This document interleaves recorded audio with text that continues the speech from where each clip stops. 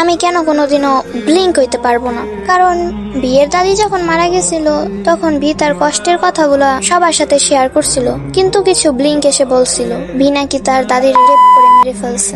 ইয়ংতান যখন মারা গেছিল তখন অনেক ব্লিঙ্ক বলছে বিয়ের অবহেলায় নাকি ইয়ংতান মারা গেছে। জাংকুক যখন তাদের আইডলকে টিকটকে ফলো দিছিল তখন অনেক ব্লিঙ্ক বলছে যে জাংকুকের নাকি কোনো যোগ্যতাই নেই তাদের আইডলরে ফলো দেওয়ার মতো। ভি বাচ্চাদের ভালোবাসে দেখে তখনও সেম কথাটাই বলছে, অনেক ব্লিঙ্ক ভি নাকি বাচ্চাদের রেপ করে। ভি আর জেনি ডেট করছে এই গুজব ছড়ানোর পরে অনেক ব্লিঙ্ক তেয়ংরে বাজে মন্তব্য করছিল। ভি প্রায় 2 বছরের মতো ডিপ্রেশনে ভুগছিল ওই বিষয়টা নিয়ে। আমাদের আইডলদের কুকুর বলে সম্বোধন করে নানাভাবে নানা বাজে কথা ও কটু কথা শোনাইছিল অনেক ব্লিঙ্ক। কথায় কথায় নিজেদের আইডলদের সাথে আমাদের আইডলদের কম্পেয়ার করে আমাদের আইডলদের ছোট করতে চায় ব্লিঙ্ক। আমি জানি সব ব্লিঙ্ক সমান না, কিন্তু আমি কেমনে বলবো এইসব কথা?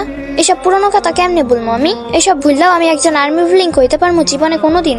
নিজেরাই নানা ধরনের গুজব ছড়াইবে, দেন যখন আমরা কিছু বলবো তখন আমাদের সাথে ঝগড়া করবে আর আমরাই হয়ে যাই টক্সিক। নিজেদের আইডল বিকিনি পরে তার বেলায় কিচ্ছু না, অথচ আমাদের ফ্যান্ডমকে লিঙ্ক ফ্যান্ডম বলে। এত কিছুর পরও আমি একজন আর্মি ব্লিঙ্ক হইতে পারবো জীবনেও? আমি পারবো না ভাই। যেসব আর্মি ব্লিঙ্করা আছে বিটিএস নিয়ে যদি কোনো ব্লিঙ্ক খারাপ কথা বলে তারা প্রতিবাদ করতে পারে না, তারা ব্লিঙ্কদের কিছু বলে না, কিন্তু বিটিএস আর্মিরা যদি ব্ল্যাক পিঙ্ককে নিয়ে খারাপ কথা বলে তখন যেয়ে তারা ঠিকই প্রতিবাদ করতে পারে। বেশিরভাগ আর্মি ব্লিঙ্কই। আমি পারবো না কোনোদিনও একজন আর্মি ব্লিঙ্ক হইতে। আমি আর্মি আর সারা জীবন আর্মিই থাকুন। আমি কোনোদিন অন্য ফ্যান্ডমে যাইতে পারবো না, আমি অন্য ফ্যান্ডমের সদস্য হইতে পারবো না কোনোদিনও। অন্য কারণে আমি সম্মান করতে পারবো না। যেই ফ্যান্ডম আমাদের ফ্যান্ডমকে ছোট করে দেখে, যেই ফ্যান্ডম আমাদের আইডলদের ছোট করে সম্বোধন করে, সেই ফ্যান্ডমরা আমি রেসপেক্ট করতে পারবো না। আমি পারবো না সেই ফ্যান্ডমকে সম্মান করতে, আমার দ্বারা হবে না।